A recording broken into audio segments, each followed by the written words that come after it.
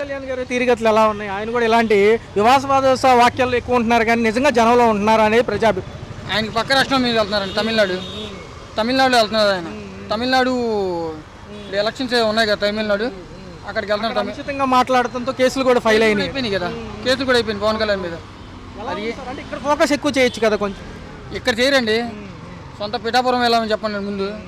వంశీ గారు బయటకు వచ్చారు, వల్లభనేని వంశీ గారు, పక్క నియోజకవర్గం చూసుకుంటే గన్నవరం. ఎలా అనిపించింది? ఆయన కూడా జగన్ కలవడం జరిగింది. ఈసారి వచ్చేది మనమే, పార్టీ కష్టకాలంలో మీరు అండగా ఉన్నారు, ఖచ్చితంగా మిమ్మల్ని గెలిపించుకుంటామంటున్నారు. నెక్స్ట్ సీఎం వచ్చేసి 2029కి జగన్, అది కన్ఫర్మ్ అవుతుంది. ఒక పక్కేమో కూటమి ప్రభుత్వం ఏమో సుపరిపాలన తొలి అడుగు అని ఇంటింటికి వస్తామంటున్నారు, గడప గడపకి వచ్చి ఎలా ఉందని అడుగుతామంటున్నారు. మాజీ ప్రభుత్వాలు కూడా 3వ తారీఖు నుంచి తిరుగుతున్నాయి. మరి ఎలా ఉంది? ఎవరన్నా వచ్చారు? అసలు నాకైతే కరెంట్ బిల్ అంటే అది మీటర్ ఏదో మార్చుకోమంటున్నారు, 2500 కట్టమన్నారు. కరెంట్ బిల్ కట్టినప్పుడు నేను ఎందుకు మీటర్ మార్చుకోవాలి? వాళ్ళకు ప్రాబ్లం ఉన్నప్పుడు వాళ్ళు మార్చుకోవాలి, కానీ మమ్మల్ని అడుగుమంటున్నారు వాళ్ళు. లేకపోతే 5000 కట్టాలంటారు. నేను కట్టడం ఇష్టం చేసుకున్నాను అన్న. గతంలో లోడ్ ఛార్జెస్ ఎక్కువ ఉండేవి, మళ్ళీ ఇప్పుడు ఈ కొత్త విధానం అంటే ఇబ్బందే కదా సార్? లోడ్ ఛార్జెస్ అంటే ఫస్ట్లో వాళ్ళు ఇచ్చిన మీటర్లే కదా, మేము సొంతంగా మేము తీసుకోలేదు మీటర్లు అవి, అది ప్రాబ్లం. మాకైతే మీటర్లు ఎంతమందికి అర్థమవుతాయి? రీఛార్జ్ అంటే ఫోన్లోనే చాలా మంది తెలియదు కదా, ఇంటికాడ ఉండే వాళ్ళకి. చాలా మంది బయట ఉంటారు, లేకపోతే వేరే చోట ఉంటారు. వీళ్ళకి స్మార్ట్ మీటర్ల విధానం అంటే ఇప్పుడు ఆటోమేటిక్గా టైం అయిపోయి కట్ అయిపోతుంది. మళ్ళీ దీని గురించి ఎవరి దగ్గర కూడా ప్రాపర్ ఇన్ఫర్మేషన్ లేదు, ఎందుకు బిగిస్తున్నారు? ఆ మీటర్లు అనేది కరెంట్ బిల్లు అనేది చాలా పెరిగిపోతుందండి, అదే ప్రాబ్లం అయింది నాకైతే. మెయిన్ ప్రాబ్లం అదే నా ఇంటికి అయితే. మొన్న కూడా ఏఈ గారు ఏదో నోటీస్ పంపిస్తారన్న, పంపించుకోండి నేను తర్వాత నేను చూసుకుంటాను అని చెప్పేసా. నాకైతే ఇబ్బంది అయితే కరెంట్ బిల్దే వచ్చేసింది నాకు ఇబ్బంది. అది మిగతా అంశాలు కూడా పథకాలు ఏమైనా అందుకున్నారా? ఈ సూపర్ 6లో భాగంగా చెప్పినట్టుగా తల్లికి వందనం కానివ్వండి, పిల్లలకి ఈ పెన్షన్ కానివ్వండి, గ్యాస్ సిలిండర్లకు 3కి డబ్బులు పట్టడం కానివ్వండి, అదైతే మాకు తెలియదండి, మా అమ్మగారికి తెలుసు. పర్లేదా? ధరలు ఇవన్నీ కంట్రోల్లో ఉన్నాయి ఎక్కువగానే? నాకు తెలిసినంతవరకు పోయిన సీఎమే జగన్. ఈసారి జగన్ హయాంలో అందరూ ఉండేవాళ్ళు అన్న, వాలంటీర్లని, డోర్ డెలివరీలని, ఈ ఎండియూ వ్యాన్స్ అని, రేషన్ కూడా ఇచ్చేవాళ్ళు ఇంటింటికి. ఇప్పుడు అవన్నీ లేవు కదా. ఇప్పుడు నిన్న మా అమ్మకు హెల్త్ బాగలా, స్టోర్ దగ్గరికి వెళ్ళి నేను మోసుకొచ్చుకున్నా స్టోర్ దగ్గరికి వెళ్ళి. మా అమ్మకి హెల్త్ బాగపోతే ఆమెకు 56 సంవత్సరాలు ఏముంది, ఆమె ఎలా తెచ్చుకొని వచ్చుకుంది? ఇంతకుముందండి ఇంటికాడికి వచ్చేది బండి, ఇప్పుడు రావట్లేదు. అది సార్ చూసుకున్నట్లయితే ఎలా ఉంది 1 year పరిపాలన పైన? కూటమి ప్రభుత్వం ఉంది, మాజీ ప్రభుత్వాలు చూశారు, ఎలా ఉంది? వ్యత్యాసం ఎలా అనిపిస్తుంది? ఏముందండి సార్, ఇప్పుడు సంవత్సరం అయింది వచ్చి, సంవత్సరం అయిందంటే మరి వాళ్ళు వచ్చి చేసేది అలాగే, వీళ్ళు వచ్చి చేసేది అలాగే.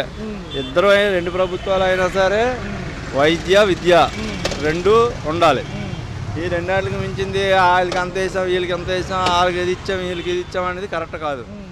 సపోజ్ మన అమ్మఒడే ఉంది, ఒక్కొక్క ఇంట్లో 2-3కి పడినాయి అంటే పడినోళ్ళు సంతోషంగా ఉంటారు, ఆ పడినోళ్ళు ఇబ్బందికరంగా ఉంటారు. ఇప్పుడు అదే కాకుండా అదే మొత్తం అందరికీ ఒక్కొక్కరికి వేస్తే అందరూ సంతోషపడతారు. చాలామంది రానోళ్ళు ఉన్నారు, వాళ్ళకి ఏంటంటే మీకు అది లేదు, మీకు ఇది లేదు, మాకు ఇది లేదు. సపోజ్ నేనే ఉన్నాను, మా పని చేసుకున్న అందరూ ఉంటారు, మా ఊళ్ళో కొంతమందికి రాలా, నాకు కూడా రాలా. తర్వాత సొంత ఇల్లులు ఉన్న వాళ్ళకి 3 స్పోర్లు 2 స్పోర్లు ఉన్న సొంత ఇల్లులు, ఏసీలు, అమౌంట్ పరంగా ఉన్న వాళ్ళకి వాళ్ళకి వచ్చినాయి 2-3కి. ఆ పేర్లు ఇంకెందుకు అనుకోవాలండి, అప్పుడు వాళ్ళు సంతోషపడతారు. ఇప్పుడు మేము ఉన్నాం అనుకో, బాధ రాలేదని బాధ అయితే మళ్ళీ పెట్టుకోమన్నారు రండి. అదే అంత కాకుండా అందరూ మొత్తం అంతా ఒక్కొక్కరికి వేసిస్తే అందరూ బాగా ఇది అవుతారు కదా. మరి అది కాకపోతే మాట ఇచ్చారు కనుక మరి వాళ్ళు వేసేస్తున్నారు అన్నమాట.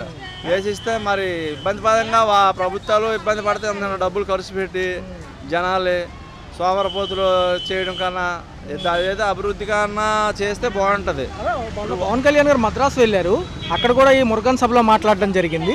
ఈ యొక్క హిందూయిజం గురించి మాట్లాడుతుంటే వేరే వాళ్ళు హట్ అయి కొన్ని కేసులు పెట్టడం జరిగింది. ఏమంటారు, ఏదైనా ఇబ్బందిగా ఉంటుందా?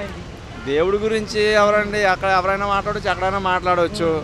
కానీ మరి ఈయన మాట్లాడింది ఏంటంటే అక్కడ నా తమిళనాడు నా ఇది అనేది ఆయనకి మరి ఆయన మనసుకు తెలియాలా. అలాగంటే మనం ఇబ్బంది పడతాం కదా, నా తమిళనాడు నా అక్కడ పుట్టి పెరిగాను అక్కడ మన ఆంధ్ర వాళ్ళు కొద్దిగా ఇది అవుతాం కదా. ఆయన మంచిదే, దేవుడు విషయంలో అంతా బాగానే ఉంది. కానీ ఆ వాక్యం అనేది కొద్దిగా ఆంధ్ర ప్రజలకి కొద్దిగా ఇబ్బందికరంగా కలిగిస్తుంది కదా. పక్క నియోజకవర్గం వంశీ గారు కూడా బయటకు వచ్చారు, బెయిల్ మీద జగన్ గారిని కలిశారు. వచ్చేది ప్రభుత్వం మందే, జనంలో ఉంటాము, ఏదన్నా అభ్యంతరకరమైన విషయాలు ఉన్నా ఫోటోలు తీసి పెట్టండి, మేము వచ్చి సాల్వ్ చేస్తామని పాత ప్రభుత్వం అంటుంది. ఎలా ఉంది ఈ వ్యత్యాసం? ఎలా సార్ ఒకటే, ఇప్పుడు ఒకడికి పెత్తనం అప్పు చెప్తా, వాడు చేయలేదని ఇంకోటికి అప్పు చెప్తా, వీడు కూడా అలా కొట్టుకో నిన్ను ఎంత చూస్తా నా ఎంత చూస్తా అంటే ఇంకేముంది. ఎవరు వచ్చినా సరే ప్రజలు ఇచ్చేసుకోవాలి, ప్రజలు బాగా చూడాలి, ప్రజలకు ఇచ్చిన హామీలే కానీ ఏదైనా కానీ బాగా చూడాలి. వీళ్ళు వస్తే వాళ్ళకి అక్క తీసుకోవడం, వాళ్ళు వస్తే వీళ్ళకి అక్క తీసుకోవడం అది మరి కరెక్ట్ కాదు సార్. ఎందుకంటే ప్రజలు ఇబ్బంది పడతారు, వాళ్ళైనా వీళ్ళైనా ఇబ్బంది కదా అండి. చూస్తే గడప గడపకి ఎలా అనిపిస్తుంది, చూసుకున్నట్లయితే ప్రభుత్వము అట్టహాసంగా ఓ సంవత్సర పరిపాలన పైన తమ పర్ఫార్మెన్స్ ఎలా ఉందని అడుగుతుంది కదా. తొలి అడుగు కింద చేశారు. మరి జనసేన నాయకులు సమన్వయంతో ముందుకెళ్తున్నారు, ఏ నియోజకవర్గాలు చూసినా ఉమ్మడిగా వెళ్తున్నారు, అడుగుతున్నారు. ఏమనిపిస్తుంది? బాగుందండి, పరిపాలన అయితే సూపర్గా ఉంది. కానీ వీళ్ళు జనాలు ఏంటంటే వైసీపీ నాయకులు ఏంటంటే దాన్ని దుష్ప్రచారం చేస్తున్నారు కాబట్టి దాని గురించి కొంచెం ప్రజలు కూడా ఆలోచించాలి. అమ్మఒడి అన్నారు, ఇద్దరికి అన్నారు, ముగ్గురికి అన్నారు, నలుగురికి అన్నారు, వేసాడు కదా, మాట ఇచ్చాడు కదా. రేపు 5వ తారీఖు కూడా అమ్మఒడి కూటమి ప్రభుత్వం అదే మాట మీద ఉంది, మాట తప్పకుండా కన్ఫర్మ్గా వేస్తారు. పవన్ కళ్యాణ్ గారు కూడా అదే స్టాండ్ మీద ఉన్నారు. ఎలా ఉందన్నా, ఒక పక్క సినిమా హడావుల్లో బిజీగా ఉంటున్నారు ఆయన. ఈ మధ్యకాలంలో చూసుకుంటే ఈ యొక్క రోడ్ల వ్యవస్థ కానివ్వండి, ఈ గ్రామాభివృద్ధికి సంబంధించి అనేక అంశాల్లో తొలి అడుగు ఆయనదే కదా. సినిమాలంటే ఫ్యాన్స్ కావాలన్న, ఆ సినిమా లేకపోతే మరి ఆయనకి ఇన్కమ్ ఆగిపోయింది కదా. సినిమా వల్లే కదా ఇన్కమ్ వచ్చేది పవన్ కళ్యాణ్ గారికి. సినిమా డబ్బులతోనే కదా రైతులకి 100 కోట్లు ఖర్చు పెట్టి ఆ రోజు ఇచ్చేసాడు. డబ్బులు ఉండబట్టే కదా, సినిమా తీయబట్టే కదా, లేకపోతే ఆయనకి ఎక్కడి నుంచి వస్తాయి? ఇలాగ రాజకీయాలు చేసి ఇచ్చేసి సంపాదించట్లేదు కదా. కంపెనీలు పెట్టి, సాక్షి పేపర్లు పెట్టి ఇలాగా కుంభకోణాలు చేయట్లేదు కదా. చూసుకున్నట్లయితే ఈ తమిళనాడులో గత నెలలో పర్యటన చేశారు, ఈ మురుగన్ సభకు హాజరయ్యారు.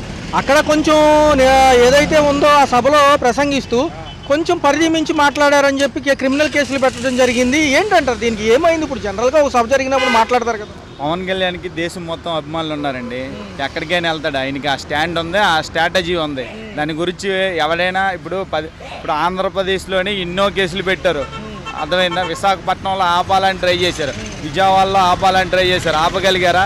నన్ను అరెస్ట్ చేయండి, పవన్ కళ్యాణ్ డైరెక్టర్ చెప్పాడు ఆ రోజు, నన్ను అరెస్ట్ చేయండి, నన్ను అరెస్ట్ చేసిన తర్వాత మీరు నన్ను అరెస్ట్ చేయడమే కావాలని ఆ రోజు చెప్పాడు పవన్ కళ్యాణ్. మరి ఏం అరెస్ట్ చేయలే వీళ్ళు? గత ప్రభుత్వం వైసీపీ ప్రభుత్వం ఉన్నప్పుడు నన్ను అరెస్ట్ చేయండి సార్, నా తప్పుంటే అరెస్ట్ చేయండి, పర్వాలేదు, ఇబ్బంది ఏం లేదు, నాకు అరెస్ట్ చేయడమే కావాలన్నాడు. ఇప్పుడు తమిళనాడు ప్రభుత్వం కూడా ఏం చేస్తుంది? ఏం చేయదు. ఈ కేసులకి వీటికి పవన్ కళ్యాణ్ ఫ్యాన్స్ భయపడరు, పవన్ కళ్యాణ్ భయపడ్డు.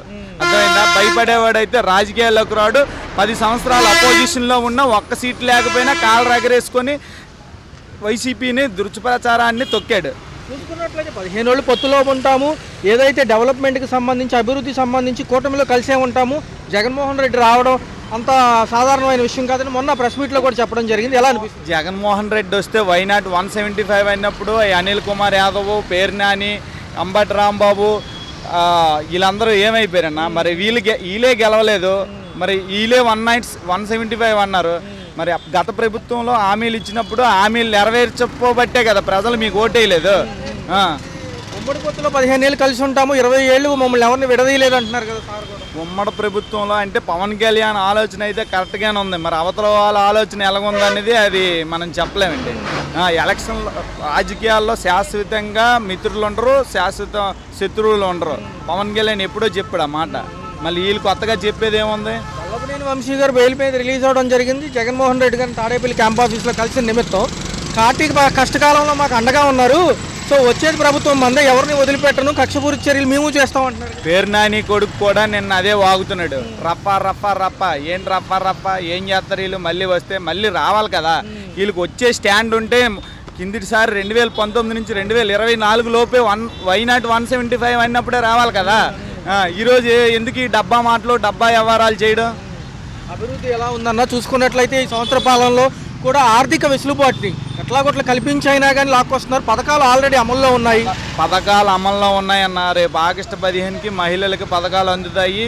ప్రతి స్టూడెంట్కి అవైలబుల్గా 1500 స్టూడెంట్ వేతన వేస్తానన్నాడు, వేస్తాడు. అప్పు తెస్తారా, ఏదో చేస్తారా, ఏం చేస్తారా అనవసరం, మనకి చేస్తున్నారా లేదా చూడాలి. అమ్మఒడి అన్నారు మొన్నటిదాకా, అమ్మఒడి వేసారు కదా, ఇంకేం కావాలి జనాలకి? జగన్ ఇచ్చే పథకాలు అమలు చేస్తామన్నారు చంద్రబాబు నాయుడు గారు, అమలు చేస్తున్నారు కదా. అమలు చేయకుండా సచివాలయాలు పడగొట్టి, సచివాలయాలు ఉద్యోగాలు తీసేసి ఏం చేయలేదు కదా, అన్నీ బాగానే చేస్తున్నారు కదా. మీకేంటి ఇబ్బంది? మీ ప్రభుత్వంలో ఐఏఎస్లు ఐపీఎస్లు అరెస్టులు అవుతుండ్రు ఈరోజు. మీరు చేసిన తప్పులకి ఐఏఎస్లు ఐపీఎస్లు బలైపోయారు. చూస్తే అన్న చూసుకున్నట్లయితే వీళ్ళు కూడా చంద్రబాబు నాయుడు రీకాలింగ్ అని నిన్నటి నుంచి మొదలు పెట్టారన్నారు. ఎక్కడన్నా కనిపించారు? రీకాలింగ్ అంటే ఇప్పుడు గత ప్రభుత్వంలో వాళ్ళు చేసిన తప్పులకి ప్రభుత్వ అధికారులు బలైపోయారు. రేపు బదిలీలు, రేపో ఎల్లుండో బదిలీలు చేస్తున్నారు. 15 మందినో 20 మందినో ఎందుకు చేయాల్సి వస్తుంది?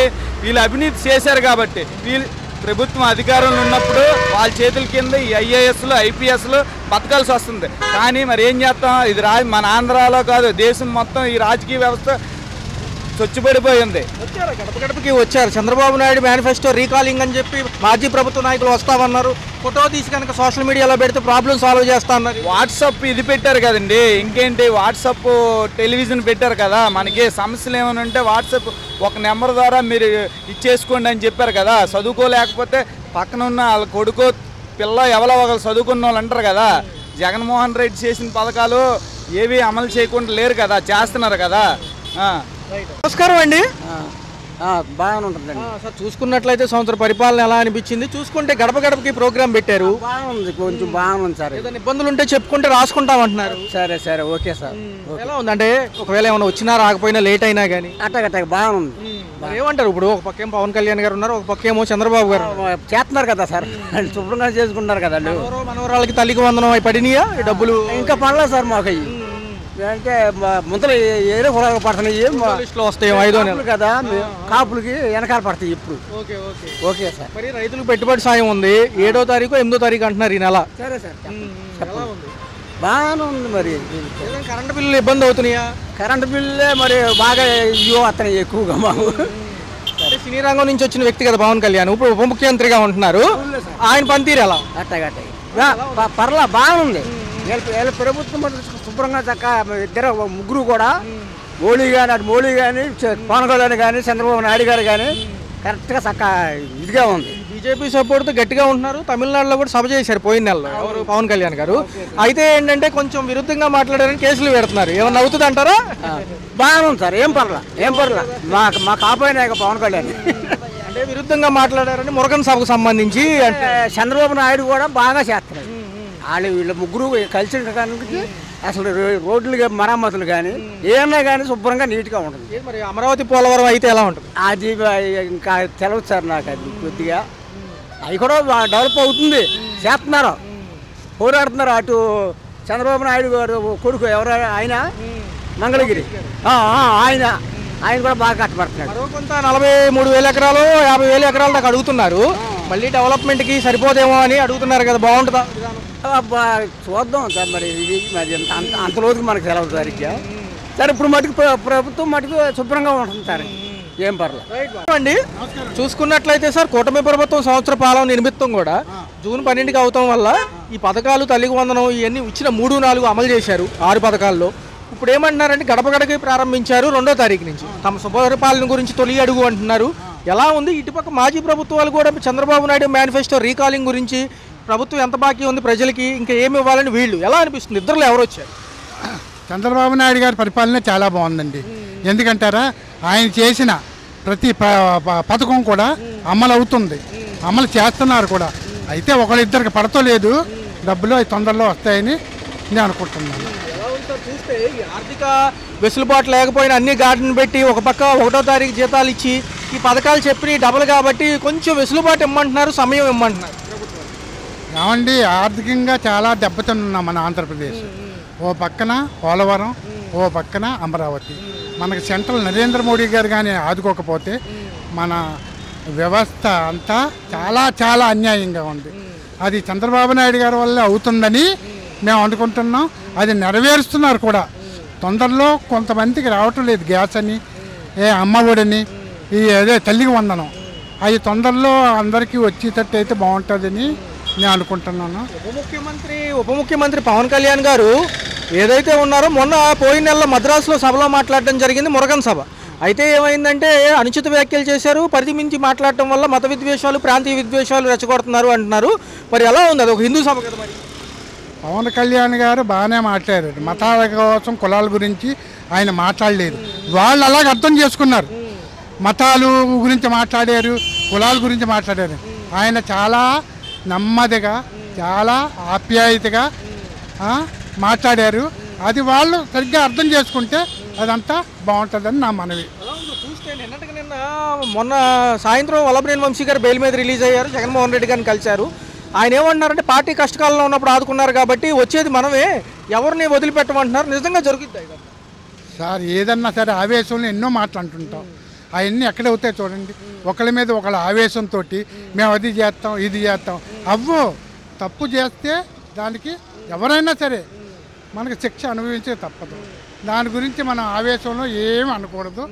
అది వాళ్ళు పోలీస్ డిపార్ట్మెంట్ వాళ్ళ డ్యూటీ వాళ్ళు చేసుకుపోతుంది. ఇది ఎవరి తప్పు కాదు. అది చంద్రబాబు నాయుడు గారు ఈ మధ్య ఎక్కువ ప్రజల్లో ఉంటున్నారు. ఈ చేతి వృత్తులు చేసుకునే వాళ్ళ దగ్గరికి వెళ్తున్నారు. నిన్న కూడా అదే హడావుడి.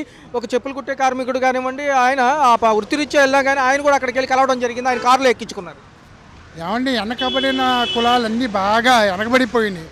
వాళ్ళని పైకి తీసుకొద్దామని చంద్రబాబు నాయుడు గారు వాళ్ళ జనాల్లో పడిపోయి వాళ్ళు అసలు కష్టాలు ఏంటి, వాళ్ళు ఏం చేస్తున్నారు, వాళ్ళు చేసే పనికి గిట్టుబాటు అవుతుందా లేదా, దాని గురించి అడిగి వాళ్ళకి చేతనైన సహాయం చంద్రబాబు నాయుడు గారు చేస్తారు, చేయబోతున్నారు కూడా.